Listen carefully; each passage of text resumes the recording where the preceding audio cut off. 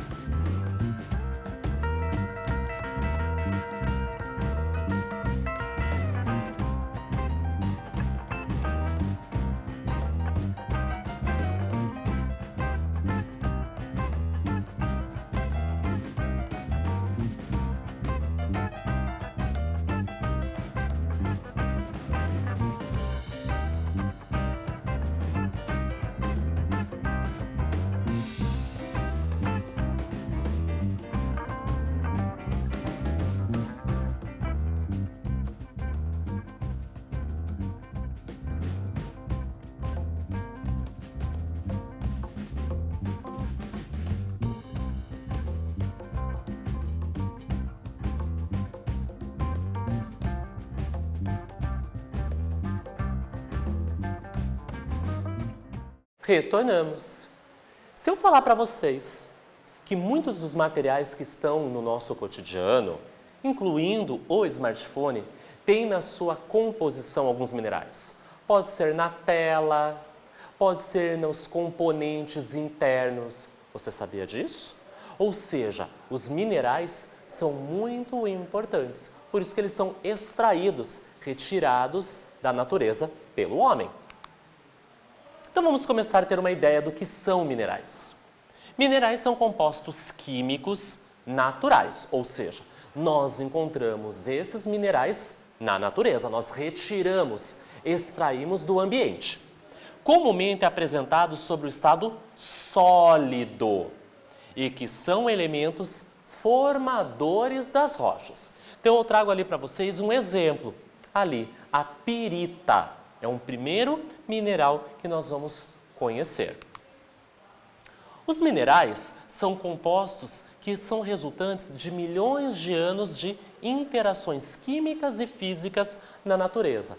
Ou seja, os minerais não são formados, produzidos da noite para o dia. Não é em um dia, 2, uma semana, um mês. São milhares e milhares de anos, onde eu vou ter interações químicas, os compostos químicos, os elementos químicos, lembram lá da tabela periódica? Além de interações físicas, temperatura, pressão. E esses minerais vão sendo formados. Por isso que as rochas também levam muito tempo para serem formadas, porque os seus constituintes também demoram muito tempo para serem formados. Por isso, são considerados recursos naturais não renováveis. O que isso significa, Fabiano? Um recurso natural é aquele que eu encontro na natureza, ok? Não renovável é aquele que demora muito tempo para ser formado. E quando nós, seres humanos, retiramos esse elemento da natureza, a velocidade que nós retiramos é muito mais rápida da natureza recolocá-lo. Um outro exemplo de mineral que eu apresento para vocês é o quartzo. Olha que bonito. Vamos para a nossa primeira atividade. Explique qual é a relação entre rochas e minerais. Será que é a mesma coisa? Será que eles têm relação? Eu vou dar um tempinho para vocês e eu já retorno.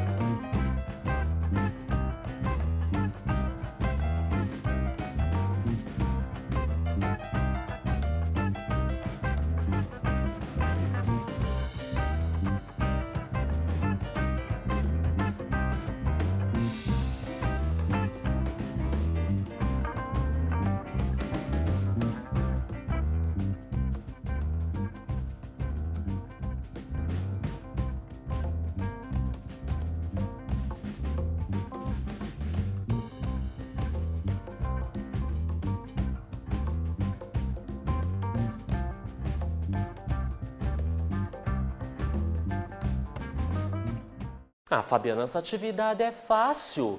Você explicou no início da aula. Você já conversou conosco das rochas. Agora você está falando dos minerais. Não são a mesma coisa. Gostei de ver, você está prestando atenção. Então vamos ver a resposta esperada? As rochas são compostas por um ou mais minerais. Então são coisas diferentes.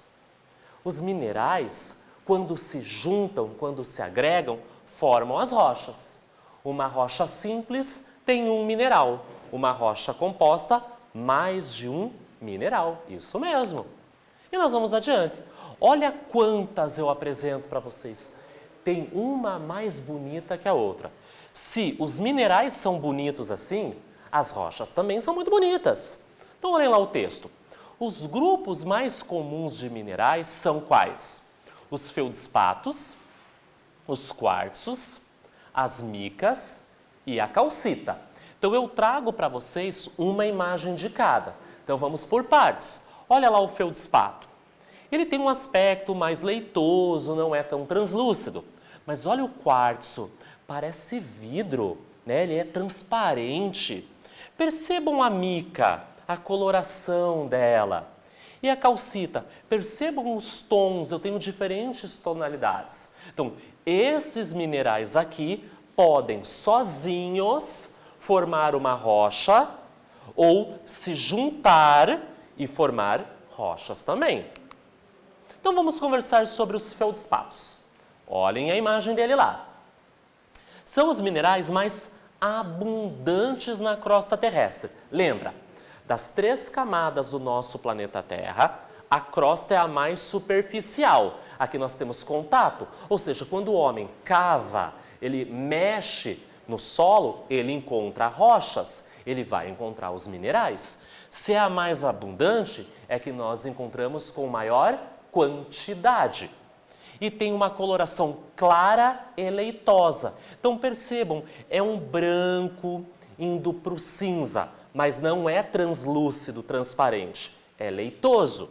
São utilizados na fabricação de pisos, em revestimentos, nos vidros, nos sabões e nas próteses dentárias. Percebam a utilidade tanto das rochas quanto dos minerais em situações ou objetos que nós utilizamos em cotidiano das pessoas. Vamos falar agora do segundo grupo, dos quartzos. Observe bem a imagem, olha o aspecto, como é diferente do anterior.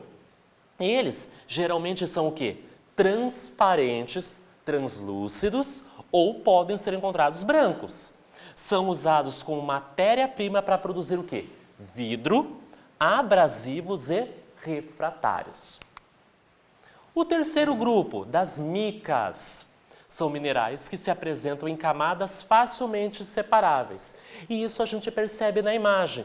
Chegue mais pertinho, olha esse aspecto. Não parece camadas de bolo? Colocou uma camada, uma outra camada e assim por diante. Isso demorou muito tempo, lentamente, uma camada sobre a outra. As micas são brilhantes e ocorrem em diversas tonalidades, que podem variar do branco até o preto. São empregadas como isolantes elétricos.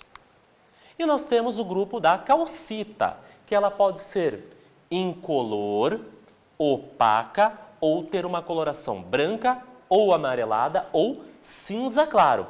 É que tem uma grande variedade de colorações. É largamente utilizada na produção do quê? De cimento e cal. Então, muito comum na construção civil, mas também a questão da cal na agricultura. E nós vamos para a nossa segunda atividade. Os revestimentos cerâmicos. Revestimentos cerâmicos, Fabiano?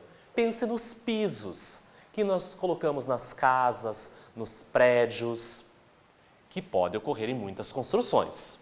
O cimento, que também é utilizado na construção civil, e a cal, que são usados no preparo da argamassa. Os isolantes dos componentes eletrônicos e o material usado na fabricação de fibras ópticas são exemplos da aplicação industrial e comercial de quais minerais, respectivamente. Essa atividade dá mais trabalho, é um pouquinho mais trabalhosa para resolver. Talvez, para você conseguir, você vai ter que fazer uma pesquisa. Então, ele quer saber assim, eu tenho cimento, a cal, eu tenho isolantes eletrônicos, fibras ópticas. Que minerais eu utilizo que fazem a composição desses objetos? Então, muito provavelmente você vai ter que fazer uma pesquisa um pouco mais detalhada sobre isso. Eu vou dar um tempinho para você fazer isso e eu já retorno.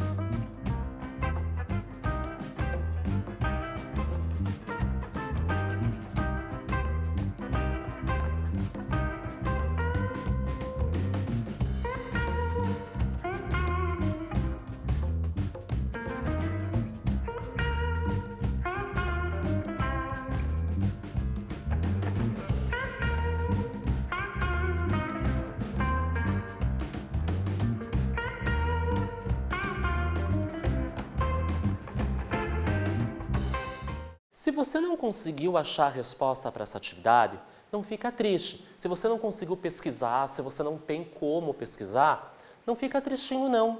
Eu estou aqui para a gente conversar, para te ajudar. Então, mostrando a resposta esperada, você vai compreender a importância desses minerais. Olha que interessante a pergunta. Ele fala de componentes eletrônicos, tem relação com aquele smartphone lá no começo da nossa aula.